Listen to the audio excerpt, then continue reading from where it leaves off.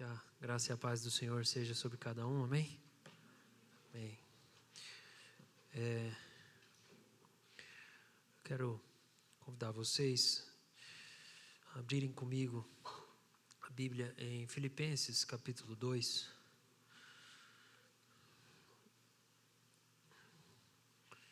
Filipenses 2, e também convidar vocês para depois ouvirem no YouTube ou no Spotify o sermão que eu preguei no culto das 9, que não é o que a gente vai repartir aqui no culto das 11.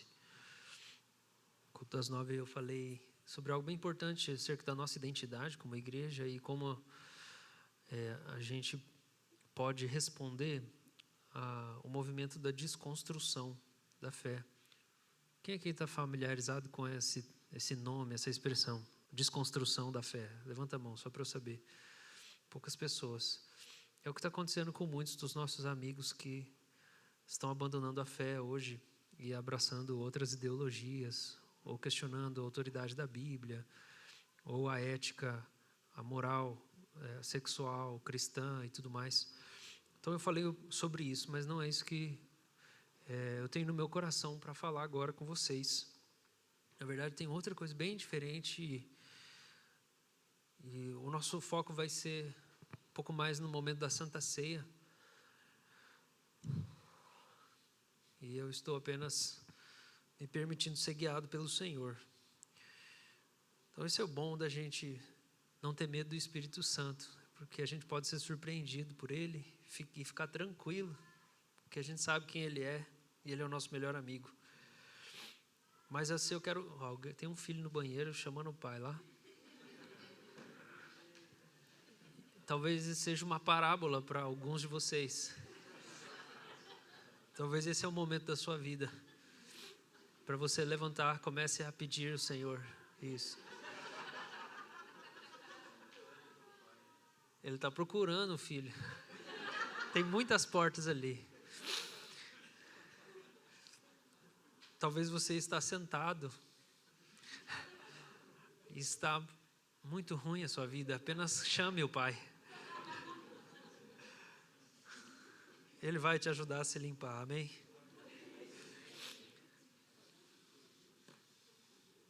Quem aqui já pode ir embora?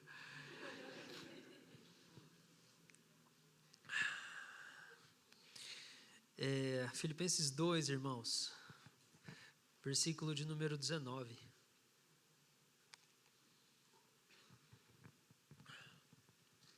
Espero no Senhor Jesus enviar-lhes Timóteo o mais breve possível, a fim de que eu me sinta animado também ao receber notícias de vocês. Especialmente agora, gente, o 20, 21 e 22. Porque não tenho ninguém com esse mesmo sentimento e que se preocupe tão sinceramente por vocês. Todos os outros buscam os seus próprios interesses e não os de Jesus Cristo. Quanto a Timóteo, vocês conhecem o seu caráter provado, pois serviu ao Evangelho junto comigo, como um filho trabalha ao lado do pai.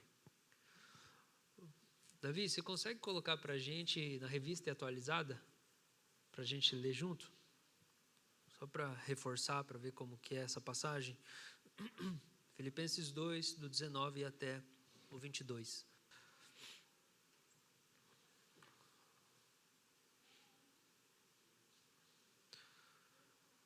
A gente precisa de pessoas que sirvam ali junto com o Davi na transmissão. Então, se você chegou na igreja recentemente, você é muito bem-vindo e convocado, porque para fazer as coisas acontecerem, a gente precisa de mão de obra.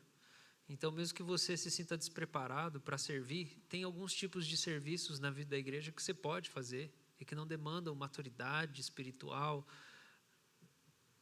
Eu espero, né? Só apertar um botão. E a gente precisa de você, então eu queria convocar mesmo alguns irmãos se disporem para servir e ajudarem, por exemplo, ali na nossa transmissão. Filipenses 2, 19. Não sei se você percebe, mas muitas vezes Davi está sozinho ali, então Você pode ser alguém que ajuda.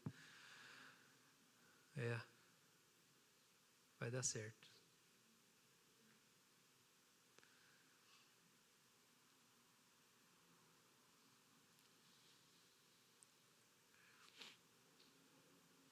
Espero, porém, no Senhor Jesus mandar-vos Timóteo o mais breve possível, a fim de que eu me sinta animado também, tendo conhecimento da vossa situação.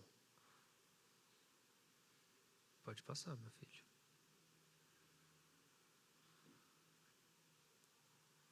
Até o verso 22.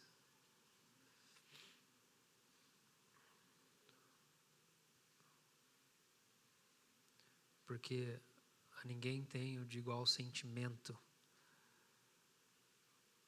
que sinceramente cuide dos vossos interesses. Pois todos eles buscam o que é seu próprio, não o que é de Jesus Cristo. E conheceis o seu caráter provado, pois serviu o Evangelho junto comigo, como filho ao Pai. Irmãos, esse texto aqui é um texto, para mim, que mexe muito comigo, porque ele me... O que dizer? Esse texto me expõe. Você já se sentiu exposto pela Bíblia? Você lê um texto e o texto parece que ele tira a sua roupa assim, você fica envergonhado, porque ele fala de uma coisa que você não tem em você mesmo. Uma postura, uma virtude, uma coisa que não tem em você, que você olha e você fala assim, eu não tenho isso aqui. Eu chorei e orei por muitos anos lendo o texto, um outro texto, por exemplo, de Atos 18, os últimos versículos e 19, que fala que, como é o nome daquele rapaz que pregava muito bem? Alguém me ajuda? Apolo, obrigado. O texto fala que Apolo foi até Éfeso, ele ensinou e ele batizou as pessoas. Ele ensinou o caminho de Jesus, ele era eloquente. E daí ele sai e continua. E daí o apóstolo Paulo chega no capítulo 19. E Paulo pergunta, vocês receberam o Espírito? E Paulo falou assim, e os crentes lá, eles falam, nós nem sabemos o que é o Espírito. E daí Paulo impõe as mãos sobre eles e eles recebem os dons e o poder do Espírito. E muitas vezes eu li esse texto e eu falei, Deus, eu não quero ser Apolo. Eu não quero ser Apolo. Eu não quero ter eloquência e doutrina sem poder ministrar no poder do Espírito. Sempre me senti desnudado, eu falava, Deus, está faltando alguma coisa no meu ministério, está faltando alguma coisa na minha vida. E o Senhor tem acrescentado isso que tem faltado. E eu tenho visto o Senhor agir muito mais com o poder do Espírito através de mim. Isso tem me deixado muito feliz, mas esse texto aqui também, ele faz isso comigo. Eu leio e eu falo, Deus, eu não sou essa pessoa. Porque Paulo está dizendo que ele tem um desejo de enviar para os filipenses o mais rápido possível Timóteo. Por que Timóteo? Verso 20, porque eu não tenho ninguém com esse sentimento que se preocupe tão sinceramente por vocês. Isso aqui está falando de um amor da vida da igreja, um amor pela igreja, um amor pelos irmãos.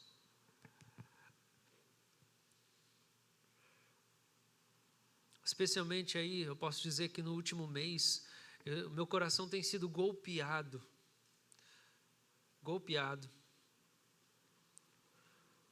com o Senhor enfatizando que nós precisamos aprender a amar uns aos outros. Eu estou sendo golpeado com isso. Isso está ganhando uma urgência para mim.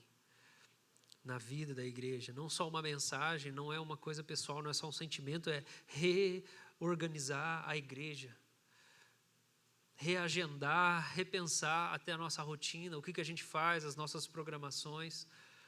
Isso é só uma parte da mudança, mas o que Paulo está falando aqui é muito sério e é algo que eu acho que a gente deveria estimar, a gente devia valorizar isso. Olha o que ele está falando, gente. Paulo tinha muitos cooperadores, mas ele fala que não tinha nenhum cooperador do Evangelho igual Timóteo, que tivesse o mesmo sentimento, que tivesse uma preocupação sincera pela igreja. É muito difícil a gente ser assim, é muito difícil a gente se preocupar pela igreja de Deus. É difícil a gente se preocupar com os crentes. É muito difícil a gente criar esse sentimento de comunidade, de família hoje. Porque a gente tem as nossas próprias vidas, a gente tem os nossos problemas pessoais, as nossas lutas, a nossa rotina, os nossos filhos, o emprego. Olha o que ele está falando, porque Timóteo é um cooperador diferente dos outros, ele tem um sentimento sincero de preocupação. E o 21, todos os outros buscam os seus próprios interesses e não os de Jesus Cristo. E aqui Paulo, ele está casando as duas coisas e dizendo: quem tem interesse pelas coisas de Jesus, quem tem os interesses de Jesus Cristo, quem conheceu o coração de Jesus e viu o que Jesus quer, tem interesse pela igreja. Está falando, todo mundo busca os próprios interesses. Eu quero crescer, eu quero ser famoso, eu não posso deixar o meu ministério diminuir, eu não posso deixar a minha empresa diminuir, eu quero casar, eu quero ganhar mais dinheiro, os interesses pessoais.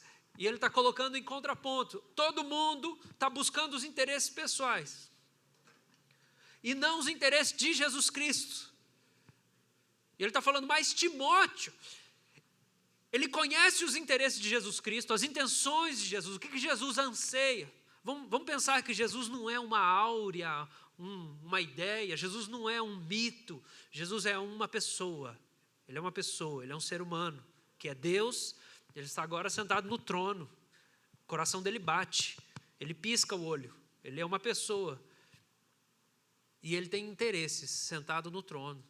Jesus Cristo tem interesses, intenções, ele tem vontade, ele tem uma agenda, ele quer coisas. E Paulo está falando que Timóteo conhece os interesses de Jesus Cristo. E ele busca os interesses de Jesus Cristo. E é porque ele conhece os interesses de Jesus Cristo, ele tem um sentimento sincero de preocupação com os crentes, com a igreja.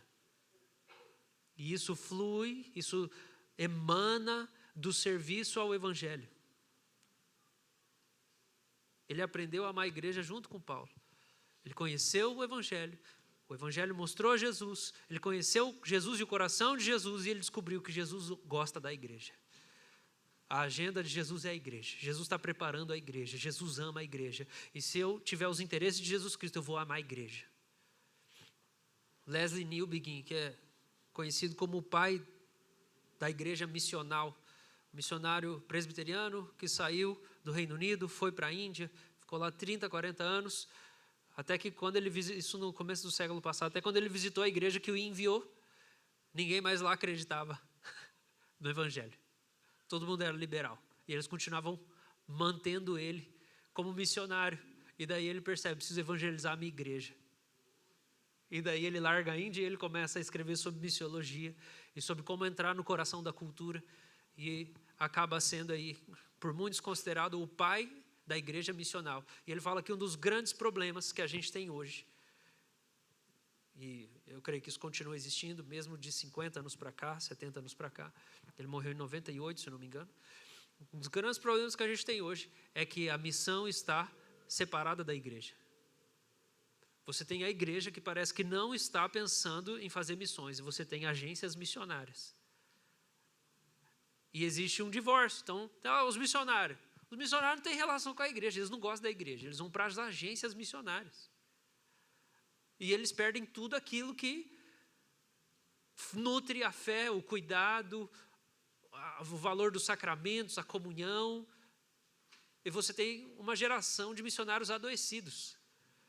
E um grande esforço que ele faz é, nós precisamos trazer a missão para o centro da igreja e a igreja para o centro da missão.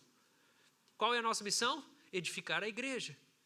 E a gente edifica a igreja sinalizando o reino, servindo o mundo, estabelecendo justiça e tudo mais. Então, a igreja está no centro da missão. E a missão tinha que estar no centro da igreja.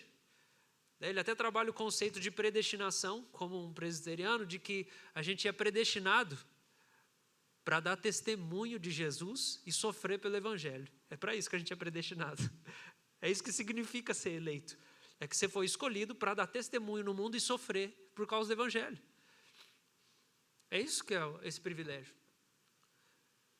E parece que Isso tudo vem na minha mente quando eu olho e penso que Paulo está falando de Timóteo, que Timóteo tem os interesses de Jesus. E ter os interesses de Jesus é ter os interesses da igreja, pelo bem da igreja, se preocupar pela igreja e cuidar da igreja. E isso acaba envolvendo a gente fazer missões e expandir o evangelho e ser luz no mundo, tudo isso. Mas o que eu quero focar aqui com você é que Paulo dá uma ênfase para o coração de Timóteo, preocupado com a igreja. E como isso parece uma coisa tão louca, tão desafiadora, tão difícil. Porque a nossa espiritualidade não é comunitária. Nossa espiritualidade é muito individualista. Cada um aqui tem os seus pregadores preferidos que ouve no YouTube. Cada um aqui tem as suas próprias músicas que canta. Cada um aqui tem os próprios livros que lê. É claro que com essas coisas tem coisas boas, tem coisas ruins, mas a gente caminha muito hoje com a igreja faz parte da minha construção, mas eu nem precisava dela, na verdade, muito, porque eu sozinho dou conta. Percebe que o interesse está na minha espiritualidade e não na igreja. Não é esse o coração de Timóteo. O coração de Timóteo é pela igreja. Ele está interessado na igreja, o bem da igreja. É por isso que Paulo, eu vou mandar esse cara, porque não tem ninguém que ama a igreja igual esse cara ama a igreja. Isso como é que chama, gente, esse negócio? É um sintoma. É um sintoma. É um sintoma da nossa, como o mundo está nos formando. O individualismo, ele é um jeito de pensar e funcionar, porque a gente está sendo formado pelo mundo. O mundo nos forma. Seria mais fácil, talvez, e mais clichê eu falar que você está sendo conformado ao mundo, porque você lembra do versículo lá, mas a palavra é formação. Formação espiritual. O mundo, a rotina, os valores, o coração da cultura ocidental, ela está formando a gente como igreja. O mundo está discipulando a gente. E a gente tem que fazer um esforço imenso para valorizar a vida em comunidade. Imenso para valorizar a comunhão dos santos, que está no nosso credo. A gente fala toda vez que batiza alguém, e a gente não presta atenção. Creio na Santa Igreja Católica, na comunhão dos santos. Eu creio que a igreja tem que ser santa, tem que ter santidade, tem que se separar, tem renúncia, tem entrega. Eu creio que a igreja é católica, ela está espalhada ao redor do mundo inteiro. Deus está salvando gente no globo, para todo lado. E eu creio na comunhão dos santos, que é esse vínculo afetivo é indispensável para Jesus ser glorificado. Eu preciso da comunhão dos santos. Eu não preciso só da comunhão do Espírito Santo. Eu preciso da comunhão dos crentes. Eu preciso disso. Eu creio na comunhão dos santos. Eu preciso de comunhão com os santos.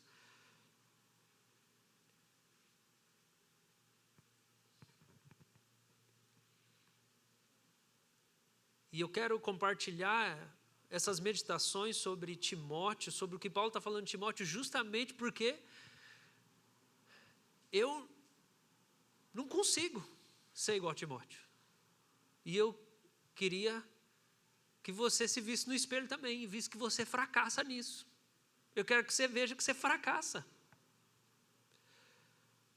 Pelo menos a gente fica angustiado junto. Que a angústia é a mola da transformação. Se a gente não ficar angustiado, a gente não muda. É por isso que o Espírito Santo tem um ministério de entristecimento. Porque enquanto você sabe que você está pecando, mas você não fica agoniado, você não muda. Você tem que passar mal. Aí você se arrepende e sai daquele caminho. Porque a gente eu acho que esse aqui não é certo, e você fica fazendo. Então deixa Deus pesar a mão em você, daí você acorda para a vida. Então eu estou aqui para nós ficar angustiados juntos, porque não tem como a gente crescer se a gente não se aproximar uns dos outros. Eu sempre fui individualista na minha espiritualidade. E eu fui individualista porque eu fui formado também pela circunstância. Quando eu me encontrei com o Senhor, e um fogo foi colocado no meu coração, eu vi que ao meu redor quase ninguém tinha esse fogo. Quase ninguém tinha esse fogo. Quase ninguém. E o que eu concluí? Eu vou ter que fazer sozinho. Se eu não orar sozinho, ninguém vai orar, porque as pessoas na igreja que eu congrego não gostam de orar. Eu vou ter que evangelizar sozinho, porque as pessoas na igreja não gostam de evangelizar, elas têm medo, elas têm vergonha, elas ficam achando ruim, que vai feder, porque vai sentar com o mendigo na rua. Então eu vou fazer tudo sozinho, eu vou evangelizar sozinho, eu vou orar sozinho. Eu fui formado, por quê? Porque eu estava num ambiente que parecia que ninguém tinha aqueles interesses de Jesus Cristo.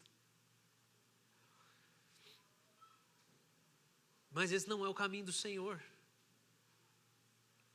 Quando você está seguindo Jesus sozinho, mesmo nessa, vou chamar isso aqui de multidão, tá? Mesmo nessa multidão aqui, ó, a sua caminhada, ela é muito irregular, muito mais do que ela deveria ser, porque você não tem ninguém do seu lado para poder te ajudar, te motivar, te puxar, te carregar. A gente precisa recuperar algumas coisas da vida da igreja. É legal sair no cinema junto. Isso não é comunhão. Pode se tornar, mas isso não é comunhão. Isso é confraternizar, isso é amizade. Agora a gente sair para comer depois do culto. Não é necessariamente comunhão. Comunhão tem a ver com uma ligação mais íntima, mais interior, mais profunda. A gente precisa desses vínculos sociais. É melhor você fazer essas amizades com pessoas da igreja, porque você precisa de pessoas nos dias difíceis. E é melhor que você tenha esses vínculos assim, pelo menos esses sociais, mas isso ainda não é comunhão. Eu lembro de vezes que eu me encontrei com pessoas da igreja e que a gente falou assim, vamos ler uma carta do Novo Testamento junto, tal dia, vamos. E a gente se encontrou só para ler a carta do Novo Testamento. Em 15 minutos a gente tinha lido inteiro uma carta. Eu li um capítulo, a pessoa lia um capítulo, eu li um capítulo, a pessoa lia outro capítulo. Não era um estudo da programação da igreja, era só, vamos ler juntos a Bíblia. Porque juntos a gente constrói essa caminhada com o Senhor. Isso tem mais a ver com a mudança de mentalidade do que a igreja te oferecer um programa. Está aqui, ó, só ler. Podemos fazer o programa, mas tem uma coisa mais profunda para trabalhar. É como você precisa da igreja. Eu preciso.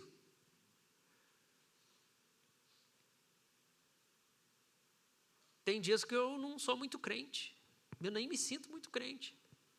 Essa semana foi uma semana que eu senti em alguns momentos uma frieza, uma fraqueza espiritual. E como foi bom chegar no culto hoje, estar aqui louvando com os irmãos, e a minha alma foi sendo enchida de novo. E eu vi a leitura da Bíblia, e não era eu lendo a Bíblia para mim mesmo, era alguém lendo a Bíblia para mim. Não era eu sozinho cantando, era alguém cantando junto comigo. Como o meu coração hoje foi renovado aqui, como eu chorei na presença de Deus hoje. No culto das 9, eu estava ali, como eu preciso da igreja. Tem dia que eu não consigo orar, tem semana que eu não consigo orar. Tudo que eu preciso é encontrar com outras pessoas que vão orar junto comigo. Ou só ouvir a oração delas perto de mim.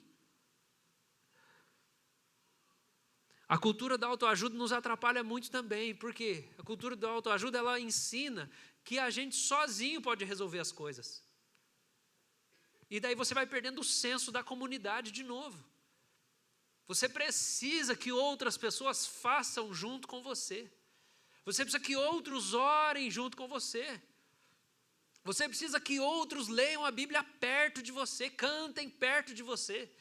Você precisa ouvir a conversa das pessoas. Ontem, fomos lá no pequeno grupo, de tarde, e eu não liderei nada. Acho que eu fiz um comentário, só uma frase. Como minha alma foi renovada, de ouvir as pessoas falando sobre a Bíblia. Eu li teologia a semana inteira, mas é outra coisa. Sentar com os irmãos, ouvir eles falando sobre confissão, sobre oração, aqueles que estão acompanhando o áudio da Bíblia, que a gente disponibilizou nesse tempo de quaresma. Como renovou o coração? Cara, tem gente levando a sério o que nós estamos propondo, tem gente que está ouvindo mesmo. Tem gente que está jejuando mesmo. Como isso renova o coração. Você vê, cara, eu não estou sozinho. Sem igreja, nossa fé sozinha não sobrevive, irmãos. Nesse lugar aqui, ó, Deus ordena a bênção dele. Você pode ter as suas preferências pessoais, seu pregador favorito pode não ser eu, o ministério de louvor favorito pode não ser esse aqui, mas você precisa da igreja de Deus, você precisa da comunidade, você precisa das pessoas perto de você, você precisa de outros que façam junto com você. Timóteo tinha esse entendimento, e eu quero me tornar como Timóteo. Eu quero ter esse sentimento, eu quero me preocupar sinceramente pelos irmãos. Um pastor que escreveu muitos livros, hoje está fora do ministério, ele tem uma frase assim, num livro que ele repetia toda hora, que é: a igreja local é a esperança do mundo. Quantos de nós fomos curados emocionalmente na igreja? Quantos de nós vencemos traumas na igreja? Quantos de nós conseguimos, nesse lugar aqui, ter coragem para falar que um dia passamos por algum tipo de abuso, de violência? Quantas vezes numa pregação o nosso coração teve esperança de novo? Talvez você não está aguentando mais esse casamento, você foi naquele culto, parece que a água de Deus lavou tudo. E você assim, não, eu não vou desistir da minha família. Como a gente precisa da igreja. E o que o diabo ataca mais? O diabo ataca os meios de graça. O que Satanás mais ataca no nosso coração, na nossa mente, são aqueles meios pelos quais o Senhor nos fortalece e nos edifica. Então, para algumas pessoas, se você talvez é alguém mais intelectual, Satanás ataca a sua confiança na inspiração das Escrituras ou na autoridade da Bíblia. Se você não é muito intelectual, você nem pensa nisso. Satanás vai atacar você de outro jeito. Ele vai atacar você, ele vai detonar o pastor. Porque onde a palavra é pregada? É na boca do humano ali. Onde que você ouve a palavra da vida sendo exposta e a fé vem pelo ouvir da palavra de Deus? Então Satanás ele vai enfiar um monte de minhoca na sua cabeça acerca dos pastores, da sua comunidade. Para quê? Para que você possa bloquear e não conseguir receber. Satanás quer atacar os meios de graça. É os meios de graça, é os meios pelos quais Deus edifica a sua fé. É a comunhão dos irmãos. Satanás quer atacar a comunhão com os irmãos se você parar de receber. Que aqui Deus fala, aqui a gente se arrepende, aqui a gente confessa, aqui a gente é curado, aqui a vocação é despertada, aqui a gente recebe incentivo para ser enviado, vai cumprir sua vocação, aqui a gente é renovado. Nós precisamos da igreja, irmãos. Nós precisamos do culto. Nós precisamos nos encontrar uns com os outros. A fé cristã não é para as pessoas disciplinadas. Não são para aqueles que conseguem equilibrar todos os pratos da vida. A fé cristã, irmãos, é para aqueles que não conseguiram. Não consegui. Não consegui manter o casamento, não consegui manter a minha pureza, perdi minha virgindade antes, não consegui, divorciei, não consegui me sustentar. A fé cristã é para quem não conseguiu, irmãos. Não consegui. Precisa do sangue de Jesus, porque a mancha é muito forte. O machucado é muito fundo, precisa de um remédio do céu.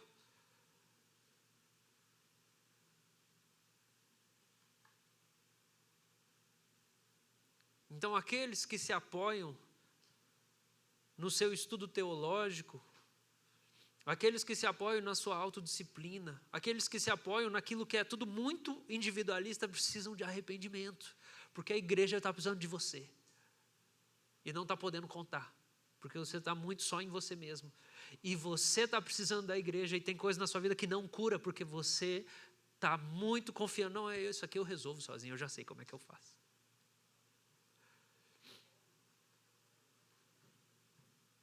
A igreja é o povo de Deus, é a casa de Deus, é a família de Deus.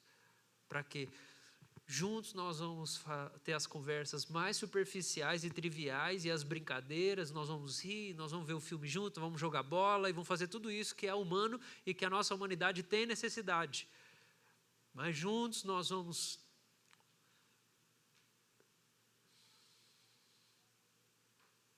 falar das coisas mais dolorosas da nossa vida também.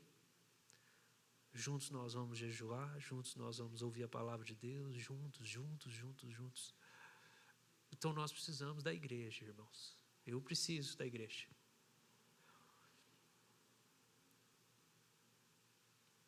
Eu preciso crescer muito em humildade ainda. Para a gente poder cumprir a nossa vocação de líder, Deus derrama uma unção na nossa vida, algumas habilidades. E Deus vai deixando a gente correr nessa força que Ele deu. Deus vai deixando a gente correr na unção. Até que a gente chega no limite, na exaustão, num cansaço ou numa frustração, que daí a gente fala assim, nossa, eu não tenho mais nada para dar, não estou conseguindo. E daí Deus lembra assim, não era para você andar sozinho. E daí vem, um dia alguém te manda uma mensagem, alguém te abraça, alguém vem orar com você, e você percebe, caramba, que importante é ter a igreja de Deus. Eu preciso crescer em humildade, porque eu esqueço disso com uma frequência, de que eu preciso de vocês, que eu preciso do ambiente, eu preciso estar aqui, eu preciso desse ordinário, é o ordinário. Irmãos, às vezes a oração que vem na minha alma, assim, é daquela pessoa que não faz devocional nunca, mas ela fez uma oração do meu lado no culto. Entendeu? Ela nunca leu a Bíblia inteira, mas você ora por quem está do lado. Deus toma a boca da pessoa e faz aquela oração que o outro precisa. Porque Deus escolheu as coisas loucas do mundo, irmãos. A fé cristã não é dos campeões. Deus escolheu o é fraco, é quem não é nada, irmãos. E daí Ele pega os vasos rachados e Ele derrama o perfume dele, para a gente ficar escorrendo nas rachaduras por aí. Então eu quero dizer para você, para de andar sozinho, para de correr sozinho. Você precisa de convivência, você precisa de comunidade, você precisa de pessoas. Alguns de vocês têm habilidades sociais muito fortes, vocês não precisam de amigos, vocês têm um monte de amigo. Alguns de vocês não têm tantas habilidades sociais boas, vocês chegam na igreja, você não tem amizade com ninguém, você é super carente, solitário, você espera que a igreja resolva tudo. Você precisa descobrir que ela não vai resolver tudo. Nem todo mundo é tão legal igual o povo da hospitalidade. Não é todo mundo que vai dar um chocolate para você. E você que é super sociável e tem amigo, e você pode escolher, porque você é uma pessoa que foi dotada por Deus de uma personalidade carismática, e você pode escolher os amigos, porque todo mundo gosta de você a sua vida inteira, todo mundo te achou legal, bonito, talvez você é rico também, né? Ajuda. Porque os pobres sofrem para fazer amigo, né? Vai na casa dos outros, fica olhando para a comida. Então, estou mentindo, irmãos, não estou mentindo. Os pobres têm mais dificuldade de fazer amizade. Ai, ai.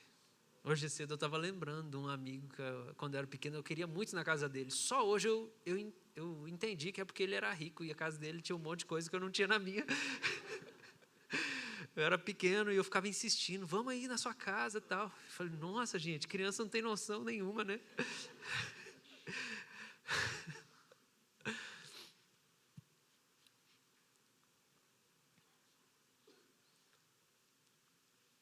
Então nós vamos tomar a ceia, porque a ceia significa que nós somos um corpo. É isso que a Santa Ceia significa. Que a gente é um corpo, nós somos membros uns dos outros.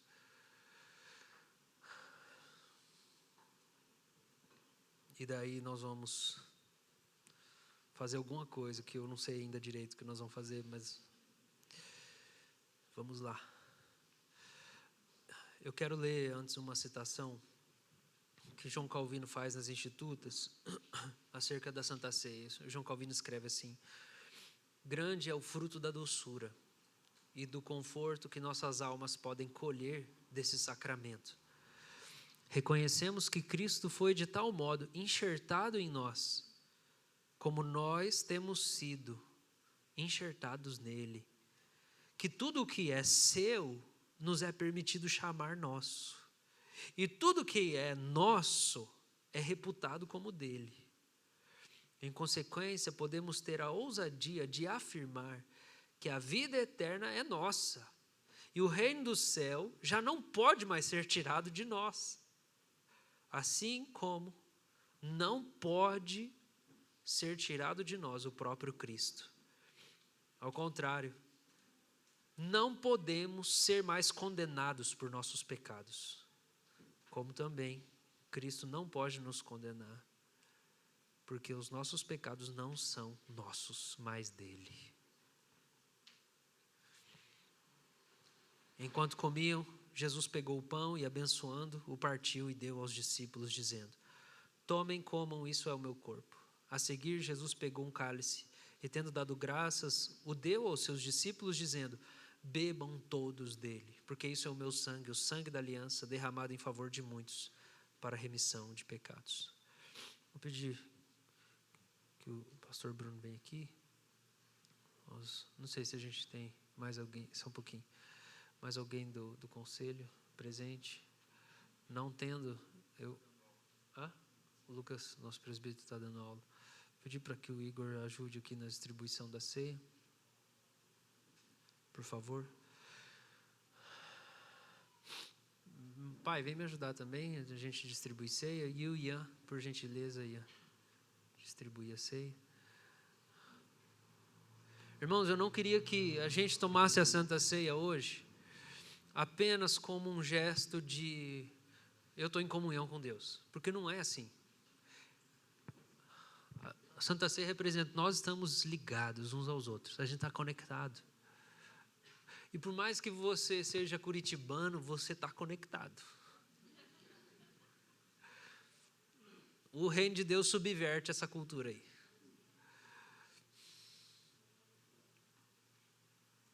Existe uma guerra para você se isolar. Porque ovelha isolada é presa fácil de lobo. Existe uma guerra espiritual para você não fazer amigo, para você não sair da sua casa. Existe uma guerra para isso. Então faz o seguinte, anda com os faladores, que eles vão falar por você, eles vão te ajudar. Porque você encontrar uma pessoa que não fala também, daí, meu Deus do céu, vai abrir um buraco negro na hora assim. Anda com o Tiago. O Tiago vai para aí, tudo bem? E ele já vai responder, tá, tudo bem, né? Cadê o Carmito? Foi embora, mas o Carmito serve também. O Fábio lá, ó. O Fábio vai botar você na chapa dele já, ele vai fazer um monte de coisa com você, aqui, ó, tal, não sei o quê. Se você precisar de emprego, fala com o Fábio. Quem mais gosta de falar aí? Me ajuda aí, me ajuda, Bruno. Ó, Charles aqui, ó. Charlão. Quem que você falou, Igor? Quem que você apontou? João. Você tá vendo o que o Igor tá fazendo, né? Jogando pro seu lado. A Bia é mais. Hã? Paulo Ritter eu adoro também, ama pessoas. A Nicole também, a Nicole ama gente. Super. Então, vai atrás. Enoque, gente, baiano.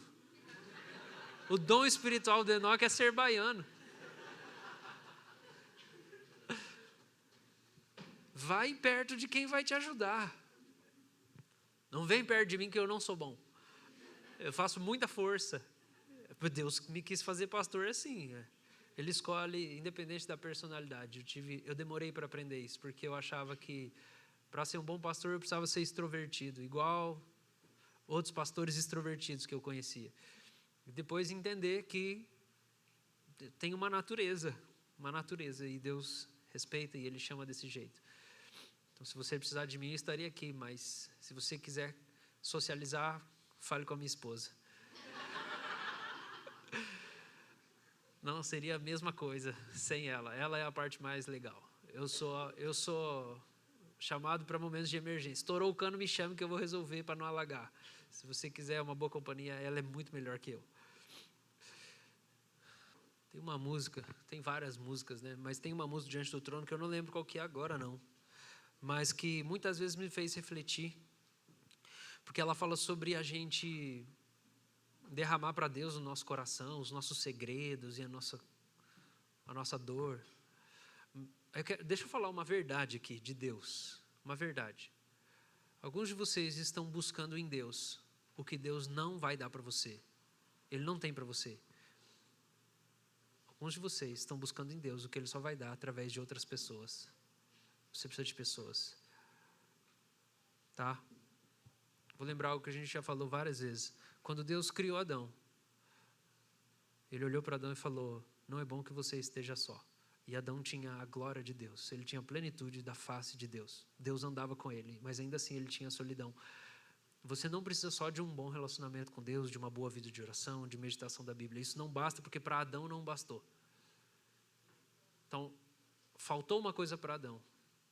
Porque Deus criou o ser humano com necessidade social. E quando eu falo social, não estou falando de cuidado, de justiça social. Eu estou falando de socializar, de vínculo, de afetividade humana. Deus criou a gente com essa necessidade. A gente precisa desse negócio. Você pode ter várias visões e revelações. Isso não vai sanar a sua necessidade afetiva por pessoas.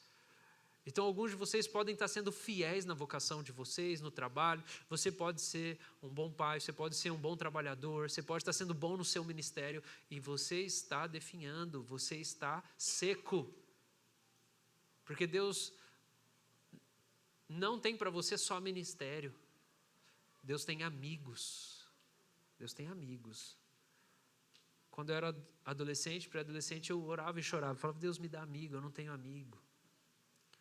A gente cresce e às vezes a gente só nem pensa nisso mais, ou não ora sobre isso.